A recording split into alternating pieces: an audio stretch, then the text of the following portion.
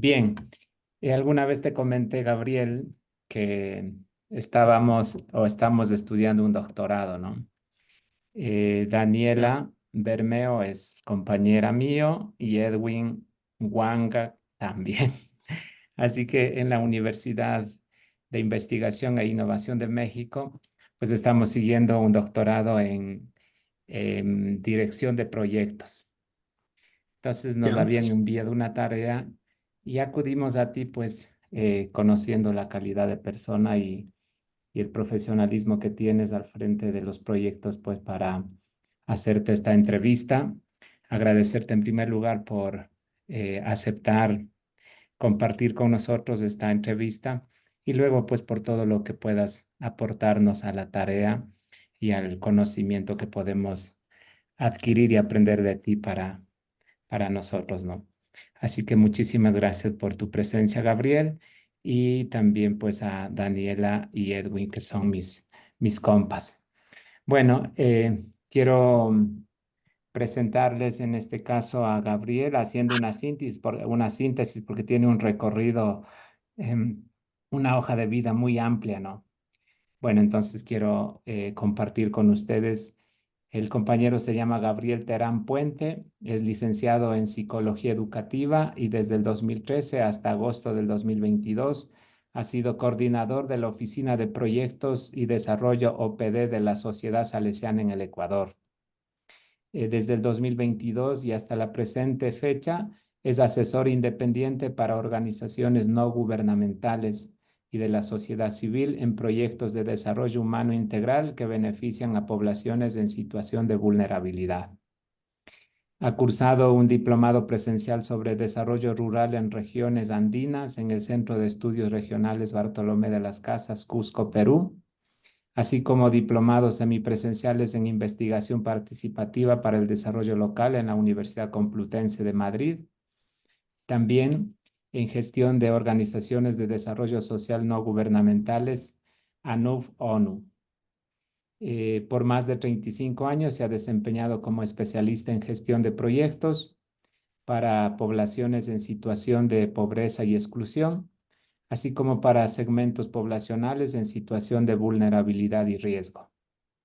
Ha coordinado la implementación de programas y proyectos ejecutados a nivel local, en comunidades rurales y barrios urbanos en temáticas de lucha contra la pobreza, tanto a nivel parroquial, cantonal, provincial, nacional y multipaís en la región andina.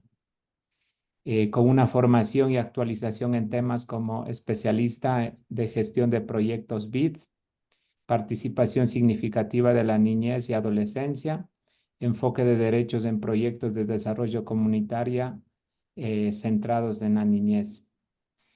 Su aporte profesional se ha vinculado a la ONG de origen salesiano de Ecuador denominada Fondo Ecuatoriano Populorum Progresio, FEF, en la ONG española Ayuda en Acción, tanto en Ecuador como en Honduras y en otras instituciones locales no gubernamentales del país.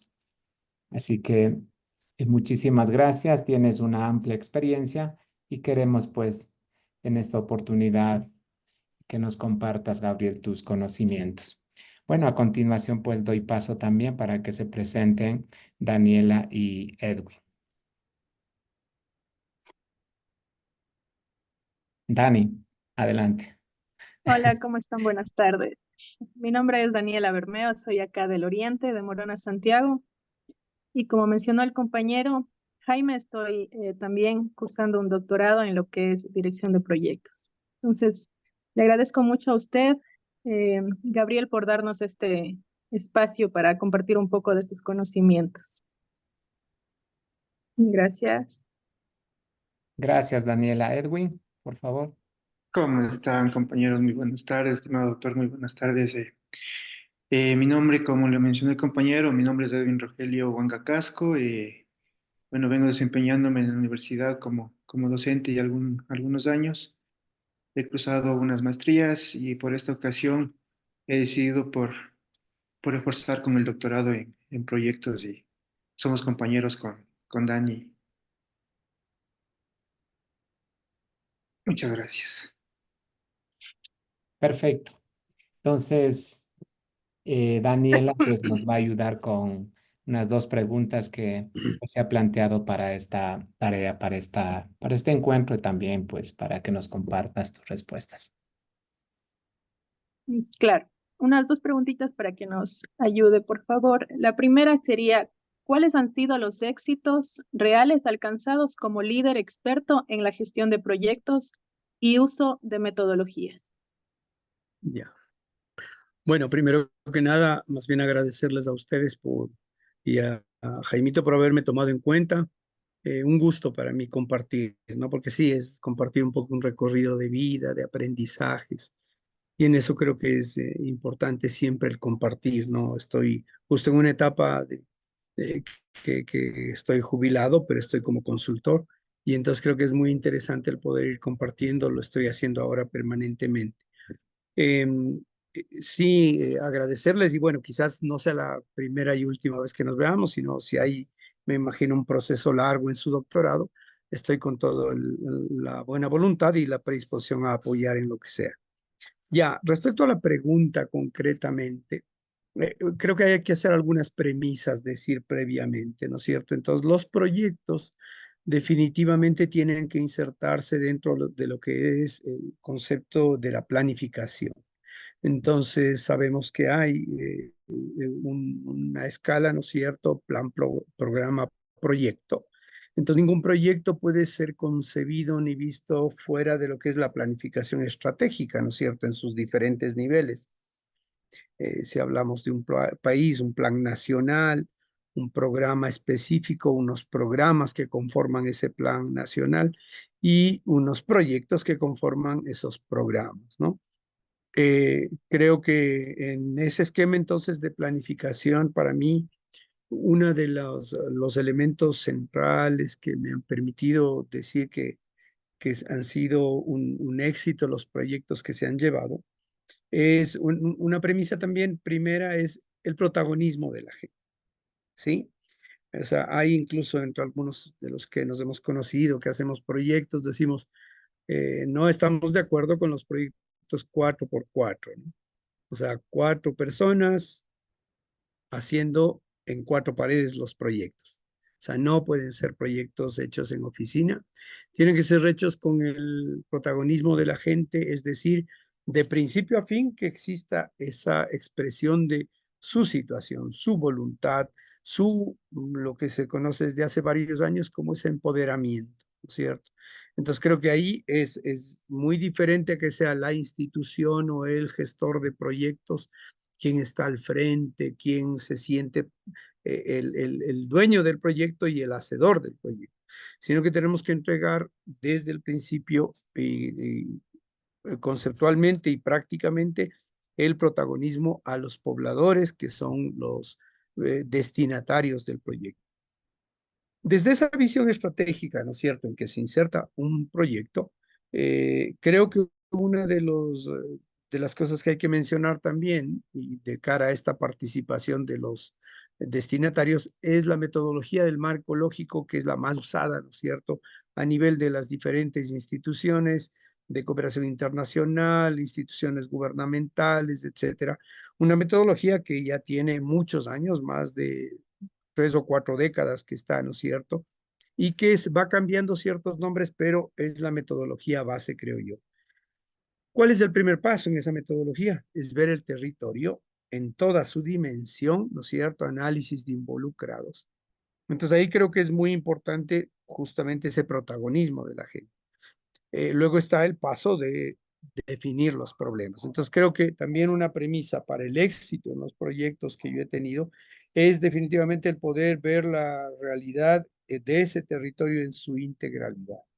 O sea, no es que vamos con una idea de proyecto y nos centramos solo en esa idea de proyecto, ¿no es cierto? Sino que es imprescindible esa lectura, esa fotografía del terreno, del territorio, en lo que es un territorio, es decir, unas dinámicas sociales, económicas, políticas, culturales, étnicas que se están dando, ¿no es cierto? Que se han venido dando en el transcurrir de la historia de ese territorio y que se están dando en ese momento.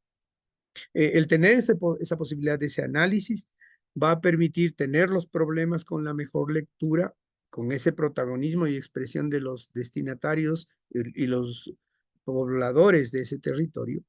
Y entonces vas logrando diagnosticar bien, igual que un médico, lo que es el proyecto y ahí sí abordar qué soluciones vas a plantear para solucionar los problemas.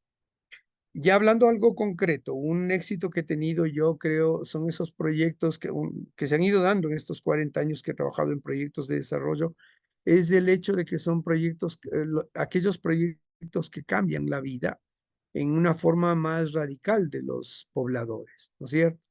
Qué sé yo, han habido proyectos de adquisición de tierra para los indígenas. Entonces, claro, eso te cambia definitivamente la vida, ¿no es cierto?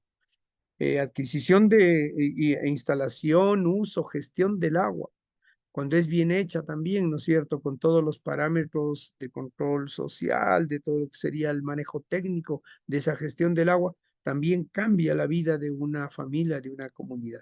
Entonces creo que sí, deberían ser todos los proyectos, una vez que se aborda bien el problema, deberían ser propicios para implementar cambios en la vida de los destinatarios, ¿no? Eso es lo que decíamos, un médico que diagnostica bien, hace bien la lectura, pues va a dar una solución adecuada. Pero si empezamos un poco con una pata coja, digamos, definiendo nosotros los problemas, diciendo estos son los problemas que hay en este territorio o en esta población de aquí, de este barrio periurbano, o sea, sí, podemos tener una lectura bastante acertada, pero otra cosa es que los protagonistas te digan desde su expresión, desde su sentir, desde su saber, desde su situación más interna, ¿no? Y lograremos entonces hacer cambios en la vida de la gente. Entonces, creo que sí, hay diferentes escalas de procesos, ¿no? De proyectos, perdón, claro, de mediano, de largo plazo, pero creo que aunque sean pequeños, deben apuntar, como hemos dicho antes, primero a estar dentro de una estrategia, ¿sí? O sea, si es una institución, ese territorio está ahí y debe haber una propuesta estratégica que tenemos para cambiar en el caso de las poblaciones con vulnerabilidad y pobreza, en cambiar esa realidad. Entonces, ¿cuál es esa estrategia? Como proyecto, un proyecto solo no va a poder modificar toda la situación de pobreza, pero sí contribuirá a esa estrategia más amplia, ¿no? Y que tiene que aportar a un cambio progresivo de proceso. En este sentido, creo que es más interesante lo que está pasando en las últimas décadas. Organizaciones de cooperación internacional, por ejemplo, hablan de que, claro, un proyecto de un año no va a servir, sí, pero no puede ser planteado solo así, un año y cerramos el ciclo, sino que más bien hay varias organizaciones que se están planteando un proceso de 3, 4 años, aunque sea en varios proyectos, ¿no? O, claro, un programita más grande, un proyecto más grande de 3, 4, 5 años con varios objetivos y metas en ese proceso. No sé si hasta ahí respondo un poquito a la pregunta, podríamos ir dialogando, ¿no? Conjuntamente. Sí, sí, muchas gracias. También tenemos otra preguntita que nos ayude. ¿Cuáles serían dos propuestas de innovación para la mejora de la gestión de proyectos en el retador entorno del mundo empresarial en la actualidad? Ya. Creo que lo he ido diciendo un poquito en mi intervención anterior, ¿no es cierto? Pero sí, una Sí, cuestión metodológica que es clave, como digo, es esa del marco lógico, que te ayuda, sí, a ordenar los problemas del territorio, los actores, ¿no es cierto? ¿Qué intereses tienen esos actores? Porque a veces nos olvidamos y nos concentramos en los destinatarios y otros actores que conocemos. Pero el rato que nos ponemos a analizar la matriz de involucrados, ahí tienes y resulta que hay también el comerciante, que también hay alguien que hace ventas informales, qué sé yo, etcétera, y que van a incidir en el proyecto, ¿no? Entonces, sí, el territorio, esa foto del territorio, esa metodología que te permite análisis de involucrados con la participación, como hemos dicho, creo que es clave. Entonces, no hace falta ahí solamente estar en el territorio, conocerlo, qué sé yo, cada una vez a la semana que va a una ONG, sino que creo que hoy es cada vez más claro que tiene que ser en el territorio donde se van definiendo los proyectos y ejecutando, evidentemente, ¿no es cierto? Metodológicamente creo que es clave también los cambios que se están haciendo ahora en torno a los proyectos y con el marco lógico mismo, que es el tener líneas de base claras, concretas, que te permiten medir el proceso de un proyecto, ¿no es cierto? Y las metas y los alcances y los resultados que vas teniendo. Hace 20 años ni pensar, ¿no es cierto?, en una línea de base, más bien era así, una propuesta, vamos a hacer esta modificación con los estudiantes o con los agricultores, pero no sabías de dónde partías. Incluso partías, qué sé yo, de que los agricultores no tienen conocimientos sobre, por decir, agroecología, pero resulta que hay un conocimiento ancestral ahí, ¿no es cierto? Entonces, tu línea de base, que ahora te exigen muchos formatos de la matriz de planificación, sí, queremos capacitar agricultores, pero ¿cuál es tu punto de partida? ¿En qué punto están esos agricultores sobre el tema de agroecología, el uso de agroquímicos, etcétera, etcétera, ¿no? El manejo de animales menores. Entonces, creo que es importante porque que nos permite ser, nos exige ser más rigurosos en los proyectos. Entonces, debemos tener una línea de base. Algún valor en la línea de base en el indicador va a ser cero, ¿sí? Porque sí, si es de pronto incluso una población indígena en la selva amazónica, tal vez, ¿no es cierto? El conocimiento, no sé, de riego tecnificado, por decir, claro, evidentemente cero. Ellos lo manejan otro tipo de riego, no el tecnificado, pero sí debe haber línea de base e indicadores. Esa es una exigencia que está y creo que es correcta. Creo que metodológicamente también en un proyecto de mediano plazo es imprescindible hacer evaluaciones de medio término. ¿Ya? A mí creo que nos ha surtido mucho, nos ha servido mucho, ha surtido efecto el ir haciendo en un proyecto de 3, de 4 años, una evaluación intermedia que te permita hacer una autocrítica, ¿no es cierto? Evidentemente mejor si en esa evaluación está una mirada externa, mejor si está también la mirada propia de los protagonistas, pero propiciar las condiciones para que sea crítica esa evaluación, porque claro, un proyecto que te dice y llega al final a decir indicador conseguido 100%, indicador 100%, 100%, eso de entrada yo ya aprendí eso hace 20 años, está mintiendo. ¿Sí? Está mintiendo, porque no puede haber la realidad social, económica, etcétera, en un territorio es cambiante, es totalmente cambiante. Entonces, si nos proponemos muchas cosas, la línea de base nos da esa guía y sí podemos llegar en alguna meta a tener el 100%, no digo que no, pero la totalidad de indicadores de todo el proyecto conseguido al 100%, creo que sí estarían mintiendo porque algunas cosas deben haber cambiado en esa realidad. Son dinámicas nuevas. Quizás sí lograste el 100% de estudiantes que aprobaron el ciclo, qué sé yo, pero y que la intención era que sigan la universidad, pero evidentemente por ahí vas a tener uno que te dice no. Entonces eso tendrás que anotar, se logra el 100%, pero no todos van a ir a la universidad, hay un X porcentaje que por situación económica migran o etcétera, o otro que se queda con una tecnología o se queda porque es artesano, no sé, ¿no? Pero entonces, sí, 100%, 100% de los indicadores no hay tal. Entonces, sí, creo que esa es una cuestión metodológica importante, es poder ver el proceso, como hemos dicho, que ya la cooperación internacional lo está viendo así como procesos de 1, 2, 3 fases, ¿no es cierto?, donde vas dividiendo y vas avanzando en, qué sé yo, conocimientos, actitudes, prácticas de la gente, vas avanzando en las metas, incluso en temas de infraestructura. Ya no es un solo año, sino que ves en el proceso y dentro del plan estratégico, ¿no? Por ahí creo que, bueno, un tema también que ahora es imprescindible en los proyectos es metodológicamente es la visibilización, ¿no es cierto? Visibilización del proyecto con los protagonistas. Es parte de esa apropiación, ¿no es cierto? Porque, y ahí tenemos retos y desafíos interesantes como la visibilización en redes sociales. Si es proyecto con jóvenes, ya no esperes que te lean la revista que saca la institución o qué sé yo, sino redes sociales, radio, si es que lo hay en redes sociales, ¿no es cierto? Lo que se llama estas pastillas que te dicen del proyecto, ¿no? Ahora yo estuve hace 2 días en Guasaganda en una evaluación de un proyecto del FEP que me pidieron y fue muy bonito ver cómo los compañeros del FEP de ahí de la Tacunga han hecho todo lo que es el módulo de creación de una huerta de 6 por 4 metros y lo han hecho todo el módulo con planitos, ¿no? Planos que te indican cómo cortar los troncos, a qué altura, etcétera, cómo colocar el plástico, cómo hacer las camas de la huerta. a qué altura sembrar, y todo eso está pasado en los grupos de los agricultores por redes sociales. Entonces ya ahí, o sea, incluso una señora va a tener a su hijo que lee bien y maneja bien, que aunque ya las señoras igual manejan los teléfonos celulares, ¿no? Pero está bien hechito como para que entender y se lo puede pasar, y entonces es una utilización de la tecnología acorde a lo que es la visibilización, la capacitación del proyecto, ¿no?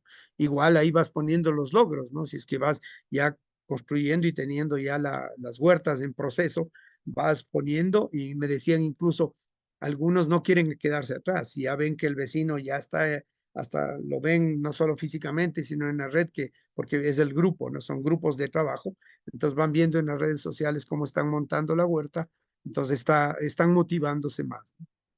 El uso de la tecnología, la visibilización, sería otro aspecto importante en la metodología, ¿no? Y de ahí lo otro que sí es válido totalmente, y para poder hacer bien la gestión de proyectos en todo el ciclo, es la evaluación final, ¿no es cierto? Evaluación final que igual debe ser muy autocrítica con los protagonistas como ahí actores principales, y que permiten incluso decir, bueno, vamos a una siguiente fase, a un siguiente proyecto, pero tenemos que corregir esto, esto y esto, ¿no?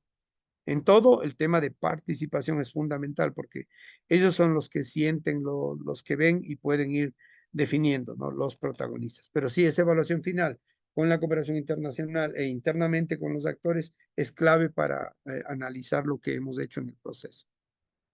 Por ahí diría yo contribuciones fundamentales. Ahora, en la gestión de proyectos mismo, bueno, hay varias etapas, ¿no? En la de formulación, ahí sí es un tema muy importante, y ha sido siempre la formulación de los proyectos. Entonces, claro, además de demostrarte que ha habido la participación de los actores y de los protagonistas, y que ahora los formatos de cooperación internacional incluso te exigen, hay un ítem, varios ítems que te ponen quién dio la idea de este proyecto, cuándo se discutió la idea de este proyecto. En eso hay muchas exigencias nuevas de la cooperación internacional, ¿no? Lo que ya decía antes, línea de base, ahora en los formatos demostrar que participaron los actores, demostrar que otros actores del territorio, gubernamentales, no gubernamentales, de la empresa privada, etcétera, están participando del proyecto, ¿ya? Y te piden incluso, y ahí te dicen, claro, anexe fotografías, listados de las reuniones, de los talleres donde discutieron el proyecto. Entonces, incluso si tú haces 4x4 el proyecto, entre 4 iluminados en 4 paredes, o sea, no tienes esos anexos. Y probablemente como la calificación de un proyecto es con todos los elementos, entonces capaz que te vas quedando fuera sin que te califiquen tu proyecto, porque no completas la puntuación, ¿no es cierto? Pero claro, cada anexo, cada ítem va a tener un valor con anexos y con todo, ¿no? Entonces, sí, en la etapa de formulación es clave ahí, y demostrar que es un proyecto eh, hecho con los protagonistas y que tiene que cumplir todas esas requisitos y esas condiciones. Hay algo interesante que les cuento que he vivido en los últimos años, por ejemplo, es de hecho Manos Unidas. Manos Unidas es una ONG de cooperación internacional. Ellos te dicen, a ver, dentro de qué estrategia te planteas el proyecto. Y si tú dices, no tengo muy claro, no hay problema, entonces nos interesa apoyarles, les vamos a apoyar en que definan primero el plan estratégico, ¿ya? O sea, hablando de una ONG, por ejemplo, ¿no? Junto con las organizaciones campesinas. Entonces ya, les vamos a dar 6 meses para hacer eso, y si no tienen ustedes mismos, apoyamos incluso con algún financiamiento, dice Manos Unidas, para empezar ese proceso de discusión del plan estratégico. Cosa que se tenga claro qué condiciones, qué realidad hay en el territorio, y ahí se defina hacia dónde vamos en el mediano plazo, estratégicamente, y ahí se inserta cada proyecto, ¿no? Cada proyecto. Hasta ahí quizás algunos aspectos metodológicos, ¿no? Ya, le agradezco mucho. En realidad, la segunda pregunta sería lo que es la innovación, nos comentaba, ¿verdad? Como Sí, innovación, por ejemplo, ajá, nos comentaba de la visibilización del proyecto y el uso de las redes sociales. uh-huh. Ya, le agradezco entonces por su tiempo, Gabriel. Tal vez los compañeros que quieran aportar algo al Bueno, tema. Preguntar algo también. la verdad, Claro. Gabrielito, muy importante su entrevista. Me quedé prácticamente impactado. Y justamente tengo dos posibilidades de proyectos de potabilización de agua de unas comunidades que no la tienen. Y prácticamente con lo que usted nos acaba de comentar, pues los voy a plantear, los voy a que se den esos proyectos, ¿no? Muy agradecido de esa parte. Igualmente, Jaimito, muy agradecido por la entrevista que nos ayudó con el doctor Danielita. Y pues antes de finalizar, quiero aprovechar para agradecerle profundamente por ser el principal protagonista, pues, doctor de la entrevista y haber compartido su valioso tiempo con nosotros. Su experiencia prácticamente que nos imparte hacia nosotros. Es espectacular también su currículum, una hoja de vida bastante acogedora, ¿no? Que quisiera prácticamente llegar a tener algo parecido. Sus conocimientos sobre la gestión de proyectos, pues, son un ejemplo práctico para nosotros. Sus ideas, sus consejos han arrojado mucha luz sobre este tema.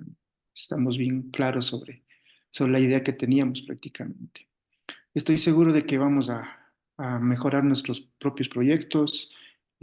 Pues, ¿qué más podría decirle? Gracias por su generosidad, por compartir esos valiosos conocimientos. Esperamos pues tener una nueva oportunidad de contar con su experiencia, con su valiosa entrevista, ¿no? Muchísimas gracias, Jaimito, Graviel y en este caso Dani también. Muchas gracias.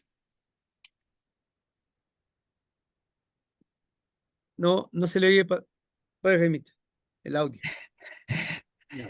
Bien, de mi parte también decía, quería agradecerte infinitamente por tu tiempo, por todos tus conocimientos, tus experiencias, querido Gabriel. Lo mismo, pues gracias Daniela y gracias Edwin. Compas, Ya, seguimos adelante entonces un, un en minutito, este si me camino. permites, Sí, sí, Gabriel.